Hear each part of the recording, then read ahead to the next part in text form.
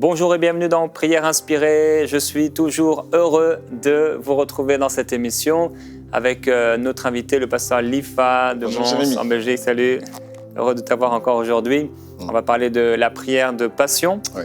Et j'ai un témoignage à vous partager d'une sœur. Elle a voulu, à cause du caractère du témoignage, ne pas être citée, ni son nom ni son prénom, ce que je comprends tout à fait. C'est un témoignage en fait suite à une émission Prière Inspirée qui est passée dernièrement sur MCI TV où je partageais, le titre de l'émission c'était sur la privation sexuelle subie ou non. Elle dit que son problème a été pointé, surtout à un moment où j'ai dit que c'était un don qui venait de Dieu dans le couple. Je parlais de la privation que certains époux ou épouses pouvaient faire subir à l'autre. Et je disais que puisque c'était un don, il fallait être généreux à ce niveau-là aussi, au niveau du couple. Et la personne dit, j'ai voulu et j'ai dit que je vais obéir. J'ai obéi directement et il y a une délivrance qui s'est opérée. Dimanche, ensuite, la présence de Dieu est descendue sur moi comme jamais, avec force et puissance. Mon couple est uni plus que jamais. Merci au Seigneur, merci à vous aussi qui avez osé parler de cela. Maintenant, je ne vais plus à l'église comme une religieuse, j'y vais comme une enfant du Seigneur. Wow, c'est vraiment extraordinaire parce que c'est un sujet qu'effectivement, dont on parle peu, que Dieu m'a donné la grâce de pouvoir partager plusieurs fois, le sujet de la sexualité dans le cadre du couple. Et je crois effectivement que parfois, le fait de priver certaines privations, le fait de priver l'autre, vraiment coupe des bénédictions. La Bible est très claire, ne vous privez pas l'un de l'autre. Donc, s'il y a une privation qui amène quelque chose qui n'est pas bon, qui n'est pas la volonté de Dieu, on sait en même temps que si on accomplit et on obéit à la parole de Dieu dans le cadre intime de notre couple, il y a aussi une bénédiction qui y est rattachée. Et c'est extraordinaire de recevoir ce témoignage et de voir que, à cause de l'obéissance de cette épouse vers son mari, de voir que ça a changé quelque chose, au-delà même du cadre de l'intimité. Ça s'est propagé dans le couple en entier, dans la santé du couple, mais aussi dans sa vie personnelle en tant qu'enfant de Dieu, où elle s'est sentie réellement aller à l'église plus comme une religieuse, mais comme un enfant de Dieu. C'est extraordinaire. Dieu est vraiment bon et s'il nous demande de faire quelque chose, c'est parce qu'il y a derrière une bénédiction. Et je veux vous encourager en tant que couple, en tant qu'épouse, en tant qu'époux, comme dit l'apôtre Paul, à rendre à votre mari ou à votre épouse ce qui lui est dû. Effectivement, ça lui est dû. Vous vous êtes mariés pour vivre cela ensemble. Alors ne privez pas votre conjoint de ce que Dieu vous a donné. Vous êtes un don pour lui. Et même si c'est difficile, sachez être plus sage, plus intelligent ou plus intelligente que les circonstances difficiles. Soyez généreux envers votre conjoint et je vous assure, alors que vous le faites dans un cœur pour Dieu, par amour pour Dieu et par amour pour votre conjoint, il y a une bénédiction qui va reposer sur votre couple, sur votre vie et parfois même des blocages qu'il y avait dans les finances, dans le travail ou ailleurs, dans la famille et qui vont simplement partir parce que vous avez obéi au Seigneur. L'obéissance, gloire à Dieu, c'est comme l'humilité, ça précède la gloire. Amen. Alors aujourd'hui, on va parler avec toi d'un sujet totalement différent peut-être, je crois. Quoique, la prière de passion. Oui. Effectivement, je crois qu'il y a un lien puisque vous pouvez et vous êtes appelé à être passionné pour votre époux ou votre épouse. Et la passion, souvent les gens passionnés le sont dans beaucoup de domaines. Et je vous encourage à être passionné dans tous les domaines. Et bien sûr, avant tout, dans la prière. Amen. Alors, qu'est-ce que c'est cette prière de passion? Est-ce que c'est une prière... comment ça se passe? Eh bien, Jérémie, il n'y a pas de surprise. La Bible nous invite à fuir les passions de la jeunesse, mais par contre, elle nous parle d'une passion que le Christ a vécue. C'est la croix. Et en tant que croyants, en tant que même disciples de Dieu, beaucoup d'entre nous oublions de prier pour notre croix que le Seigneur nous invite à porter. Il nous dit dans Matthieu 16, 24, si quelqu'un veut venir après moi, qu'il renonce à lui-même, qu'il se charge de sa croix et qu'il me suive. Et beaucoup d'entre nous oublions que nous avons un lourd fardeau à porter lorsque nous essayons de suivre le Seigneur Jésus-Christ. Or, si nous oublions de prier la passion que le Christ a eue avant d'aller à la croix, eh bien, lorsque les tribulations vont venir, lorsque les combats vont venir, les persécutions vont venir, nous allons arrêter en cours de route. Nous devons adopter la même prière, finalement, que le Seigneur a adoptée.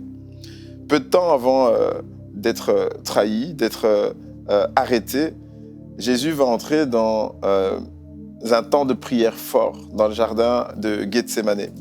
Et on peut retrouver cela dans Luc au chapitre 22.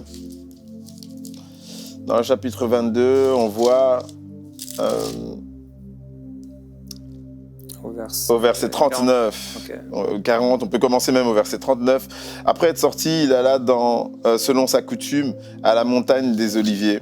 Ses disciples le suivirent. On voit déjà que c'était vraiment une habitude pour le Seigneur de se retirer à la montagne. Lorsqu'il fut arrivé dans ce lieu, il leur dit « Priez afin que vous ne tombiez pas en tentation. » Puis, il s'éloigna d'eux en distance d'environ un jet de pierre et s'étant mis à genoux, il pria, disant « Père, si tu voulais éloigner de moi cette coupe, toutefois, que ma volonté ne se fasse pas, mais la tienne. » Alors un ange lui apparut du ciel pour le fortifier. Étant en agonie, il priait instamment et sa sueur devint comme des grumeaux de sang qui tomba à terre. Après avoir prié, il se leva et vint vers le disciple qu'il trouva endormi de tristesse. Il leur dit « Pourquoi dormez-vous ? Levez-vous et priez afin que vous ne tombiez pas en tentation. » Et lorsque nous lisons ce texte, souvent, beaucoup de gens vont dire qu'il nous faut prier de cette même manière, étant tellement dans la prière qu'on est dans l'agonie. Mais vous savez, ce qui motive Jésus à prier de cette manière, c'était la passion qu'il allait vivre. Ce n'était certainement pas une bénédiction qu'il demandait. Ce n'était pas une réponse à une prière qu'il espérait, qu'il attendait. Ce qui le motivait à prier jusqu'à entrer en agonie, c'était la passion, c'était la croix. Et effectivement, lorsque nous lisons dans Ésaïe 53, ensuite, comment Ésaïe va dépeindre finalement la passion du Christ, on comprend ce pourquoi il est entré dans une telle prière. Et on comprend parce qu'il dit aussi, le monde l'a haï et le monde va également vous haïr lorsqu'il prie pour les disciples. Le monde vous haït car il m'a haï, c'est ce que Jésus dit. Et le même sort, ou en tout cas les mêmes persécutions nous attendent, de telle sorte que nous ne pouvons pas nous permettre de ne pas prier la passion du Christ. Regardons ensemble encore, dans Ésaïe 53, il dit, on peut le lire, oui, à partir du verset 1, « Qui a cru ce qui était annoncé ? Qui a reconnu le bras de l'Éternel ? Il s'est élevé devant lui comme une faible plante, comme un rejeton qui sort d'une terre desséchée. Il n'avait ni beauté ni éclat pour attirer nos regards, et son aspect n'avait rien pour nous plaire. Méprisé et abandonné des hommes, homme de douleur et habitué à la souffrance, semblable à celui dont on détourne le visage. Nous l'avons dédaigné, nous n'avons fait de lui aucun cas. Cependant, ce sont nos souffrances qu'il a portées, ce sont nos douleurs qu'il s'est chargé, et nous l'avons considéré comme puni, frappé de Dieu et humilié. Mais il était blessé pour nos péchés, brisé pour nos iniquités. Le châtiment qui nous donne la paix est tombé sur lui, et c'est par ses meurtrissures que nous sommes guéris. Nous étions tous errants comme des brebis, chacun suivait sa propre voie, et l'Éternel a fait retomber sur lui l'iniquité de nous tous. Il a été maltraité et opprimé. Il n'a point ouvert la bouche, semblable à un agneau qu'on mène à la boucherie, à une brebis muette devant ceux qui l'attendent. Il n'a point ouvert la bouche. Il a été enlevé par l'angoisse et le châtiment. Et parmi ceux de sa génération, qui a cru qu'il était retranché de la terre des vivants et frappé pour les péchés de mon peuple? Alléluia. Et ce texte est tellement beau et tellement inspirant et nous montre à quel point cette passion-là que le Christ a vécue est importante et importante pour notre foi, pour notre vie de prière.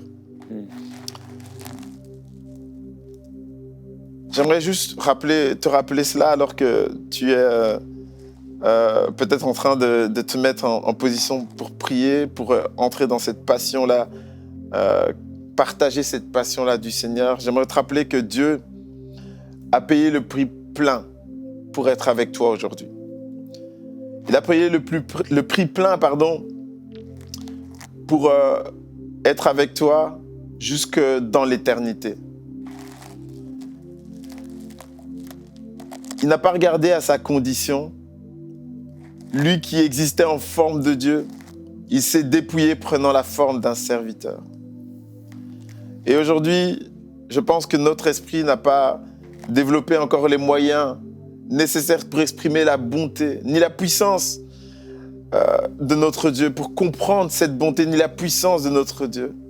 Je pense que nos poumons, notre être, n'a pas encore développé toute la capacité pour émettre un souffle suffisamment grand pour exprimer la grandeur de son acte et de son amour. Ma voix, nos voix sont tellement contraintes, nos capacités humaines sont tellement contraintes, elles ne peuvent pas dire encore tellement toute la grandeur de notre Sauveur. Vous voyez, nous n'avons pas les mots, nous ne savons pas exprimer toutes ces choses, toute cette grâce, parce que la grâce de Dieu finalement surpasse toute chose. Sa miséricorde dure à toujours. Il est digne de recevoir toute la louange. Tout ce que nous sommes, nous le lui devons. On pourrait chercher, mais jamais nous ne trouverions quelqu'un qui est aussi grand, aussi bon, aussi puissant que lui. Il est indéfinissable, mais pourtant si réel, indescriptible, et pourtant si personnel. Qui peut se comparer à lui? Les caractéristiques de son être vont bien au-delà de ce que notre esprit pourrait imaginer. S'il y avait un mot pour le définir, je ne l'ai pas. Je ne connais pas ce mot. Je n'ai que quelques mots dans mon vocabulaire pour définir notre Dieu. Mais mon vocabulaire, aussi poussé soit-il, ne suffirait pas. Mais j'utilise ces quelques mots pour exprimer, comme je le peux, dans mon adoration, dans ma prière, pour exprimer mon merveilleux Sauveur qui est digne de louange, mais je ne peux pas l'exprimer parfaitement. Alors j'utilise ces quelques mots, ma bouche essaye, mon cœur essaye, mon âme essaye de bénir son nom à jamais et pour toujours, parce qu'il a pansé les blessures de mon cœur et il a soumis mes pensées et ma volonté à son autorité. Il m'a recadré alors que j'étais rebelle, que je marchais dans les ténèbres. Il m'a conquis, il m'a racheté. Il est venu me chercher au sein de mon péché. Et pour ce faire, il a payé un prix incalculable. Il m'inonde de sa miséricorde, du lever du soleil jusqu'au soleil couchant, Il désire te bénir, me bénir. Et j'ai cette merveilleuse nouvelle. Mon Dieu savait que je n'aurais pas les mots qu'il faut pour le définir. Alors il a envoyé son Fils unique pour définir son caractère, son amour. Jésus, qui est son image, l'image parfaite, l'image de son invincibilité. Père, tu as livré ton Fils pour nous sauver. Par la passion du Christ, tu as détruit la mort héritée du péché. Il a été fouetté, frappé à la face, couronné d'épines, chargé d'une lourde croix, cloué aux mains et aux pieds, couvert de crachats et d'insultes. Et nous l'avons vu et nous avons cru qu'il était rejeté de Dieu. Mais il n'est pas resté dans le séjour des morts. Il est la preuve vivante de ce que nous adorons parmi les vivants. Il est le premier-né de la création, celui par qui toutes choses ont été créées. Il a été avant que ce monde ne soit et il règne sur ce dernier. Gloire à son nom, louons-le pour sa vie, car le Fils de Dieu dans sa perfection s'est sacrifié pour nous. Dans son amour infini, il a enduré la mort pour nous. Il a enduré la croix. Il est la définition parfaite de Dieu, car Dieu est amour. Dans cet amour, il a été enseveli. Mais au troisième jour, il est ressuscité des morts. Il représente représente tout ce qui nous a été promis. Il est la gloire, la majesté de notre Dieu. Et un jour, il reviendra pour nous chercher. Et nous serons enfin unis pour toujours à notre Seigneur. Et cela, ce ne sont pas des mots qui peuvent l'exprimer. Ces paroles viennent de la parole. Cette parole a un nom, l'espoir a un nom, la joie a un nom, la paix a un nom, et l'amour a un nom. Et ce nom, c'est Jésus-Christ. Alléluia, merci. Merci. Et Merci. en ce temps de prière, Merci. je prie que tu puisses le toucher. Que tu puisses toucher Merci, Seigneur. là où il a été percé. Merci, Seigneur. Merci, Seigneur. Que tu puisses toucher Merci. les trous qui sont sur ses mains. Parce qu'il a été percé pour toi. Que tu puisses toucher là où il a été percé à la côte. Car il a été percé pour toi. Que tu puisses toucher là où il a été percé au pied, cloué à la croix pour toi, à nouveau. Prenant chacun de tes péchés, chacune de ses meurtrissures, chacun des coups de fouet qui étaient sur son dos. Il a été labouré comme on laboure la terre afin de prendre tes fardeaux. Tu es libéré par le châtiment qui est tombé sur lui aujourd'hui instantanément. Cette passion qu'il a vécue est une passion qui donne la vie, la victoire, la vie en abondance et la victoire sur le péché. Tu ne peux plus rester dans le tombeau parce que le Christ est ressuscité. La pierre a été roulée. Le tombeau est vide. Jésus-Christ est vivant. Jésus-Christ est vivant. Il n'a pas regardé à son propre cas. Lui qui était l'égal de Dieu. Lui qui était l'égal de Dieu. Il s'est dépouillé lui-même, se rendant égal à un serviteur, se dépouillant pour te servir, toi. Il t'aime. Il t'aime. Il ne peut pas t'abandonner, car il t'aime. Tu es le fruit de sa volonté. Tu es sa création la plus merveilleuse. Oui, ton Dieu t'aime. Alléluia. Oui. Ton Dieu t'aime et il veut faire une alliance avec toi. Alléluia. À travers Christ, à travers Jésus. Dieu est venu te présenter, te proposer une alliance de paix avec lui. Le châtiment qui nous donne la paix est tombé sur lui. Il y avait entre toi et Dieu un fossé, un trou gigantesque de péché qui t'empêchait de pouvoir le toucher, qui t'empêchait de pouvoir être sauvé. Et Christ aujourd'hui te propose une alliance. Et je voudrais t'encourager, qui que tu sois, où que vous puissiez être aujourd'hui, si vous entendez sa voix, n'endurcissez pas votre cœur. Vous avez entendu parler de Christ et de ce qu'il a fait pour vous.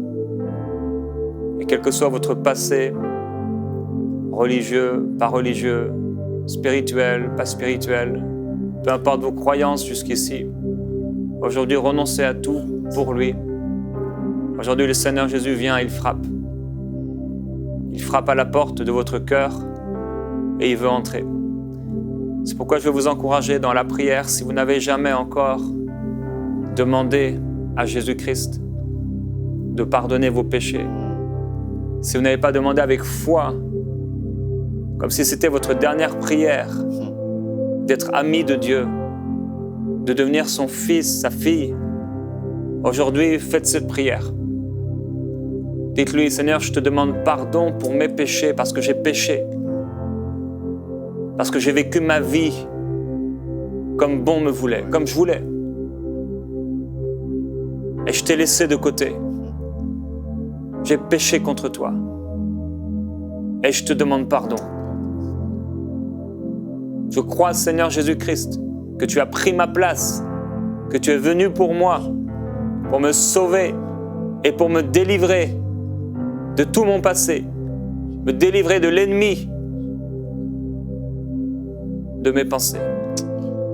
C'est pourquoi je veux devenir ton enfant. Sauve-moi aujourd'hui.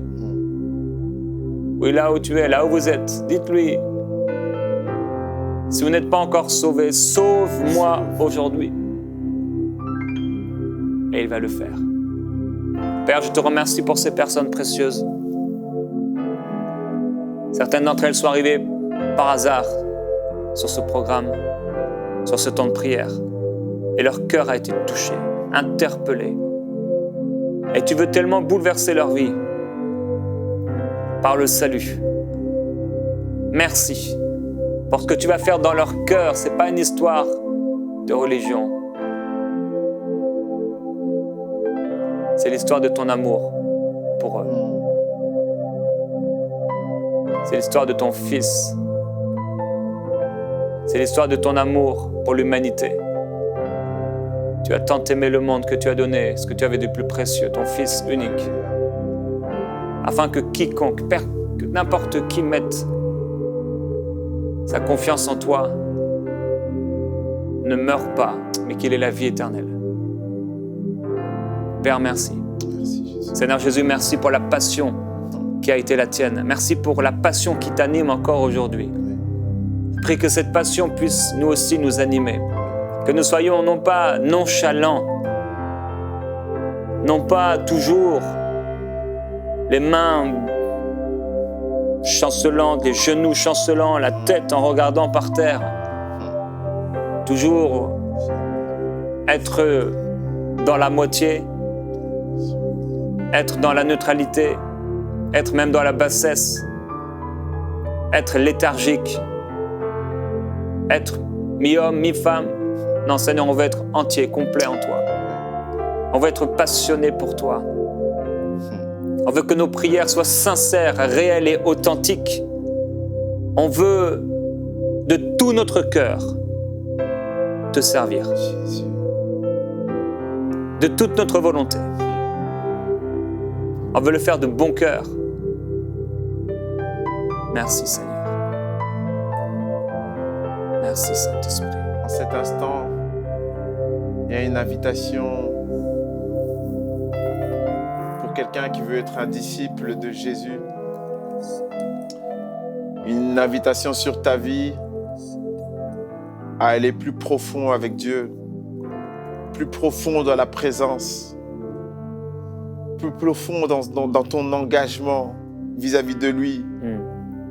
Dieu veut tout de toi. Dieu t'attend dans un endroit qu'on appelle le palais de Dieu. Dieu t'attend dans sa sainte présence. Et pour y entrer, il faut que tu lui laisses le contrôle. La passion pour Christ exige un total sacrifice. Il faut que tu abandonnes tout pour recevoir tout de lui. Là où tu es, déclare: je ne veux plus rien entre toi et moi qui me sépare. Déclare que plus aucune forteresse, inquiétude, préoccupation ne te sépareront de Christ. Pour certains, ça peut être ton travail. Ça peut être pour d'autres encore, des idées noires, des films malsains que vous regardez, toutes sortes de distractions. Mais désormais, déclare qu'il n'y aura plus rien qui te séparera de Dieu. Il est ta seule passion, ton seul désir, le seul qui est capable de répondre à chacune de tes prières, Il veut tout de toi. Jésus, nous voulons être Alléluia. au Seigneur Jésus. Seigneur. Nous voulons être passionnés de toi. Seigneur, merci vraiment pour mon frère qui a pris une décision aujourd'hui de se charger de sa propre croix. Il y a quelqu'un qui est en train de nous suivre qui, il est vrai, avait déjà fait cette prière d'abandon. Mais jusqu'alors, tu ne t'étais pas chargé de ta propre croix. Il y avait un fardeau sur ta vie qui correspondait à un appel que tu continuais d'ignorer jusqu'à ce jour. Et je bénis le Seigneur pour cet engagement que tu es en train de prendre avec lui. Et je déclare que tu puis tout par celui qui te fortifie. Cette croix, tu réussiras à la soulever, à la porter, car le Seigneur Jésus-Christ est avec toi. Et même si les hommes, le monde, méprisent cette croix, méprisent ce chemin de la croix, sache que tu auras la victoire et qu'une couronne est au bout de cette course. Que le Seigneur te fortifie pleinement et te donne du courage afin que tu combattes le bon combat de la foi et qu'au bout tu puisses témoigner: j'ai tenu ferme, j'ai gardé la foi. Amen. Je crois aussi qu'il y a quelqu'un qui hésite. Et tu hésites, et tu as hésité, et tu hésites encore jusqu'à même aujourd'hui. Ouais. Mais la Bible nous dit: ne soyez pas de ceux qui hésitent. Ouais. Ne soyez pas de ceux qui doutent. Et je voudrais vraiment t'encourager. C'est le temps, c'est le jour du salut. C'est aujourd'hui et c'est pas demain. Tu ne sais pas ce qui va se passer demain. Ton lendemain ne t'appartient pas, il appartient à Dieu. Et c'est pourquoi n'hésite plus. N'hésite plus. Alléluia. Dieu te dit: n'hésite plus, fais-moi confiance. Donne-moi ta vie et je la prendrai. Et je la modèlerai, je la façonnerai à ma façon, comme je l'ai décidé, comme je l'ai prévu. Ne résiste plus, n'hésite plus, mais donne-lui tout. Donne-lui tout et fais-lui confiance. Vraiment, dans le nom du Seigneur, c'est tellement important. Fais-le aujourd'hui, pas demain, pas après tes plans, pas après ce que tu as prévu, pas après tes relations. Fais-le aujourd'hui. C'est maintenant. C'est aujourd'hui le jour du salut pour toi. C'est le jour de ta délivrance. C'est le jour où tu fais alliance avec Dieu. Et tu ne le regretteras pas. On vous bénit au nom de Jésus-Christ, frères et sœurs. On va se retrouver demain dans Prière Inspirée.